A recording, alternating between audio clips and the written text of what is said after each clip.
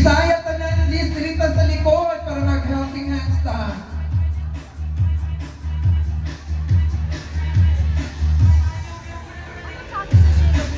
And of course, once again, no, we apologize, no?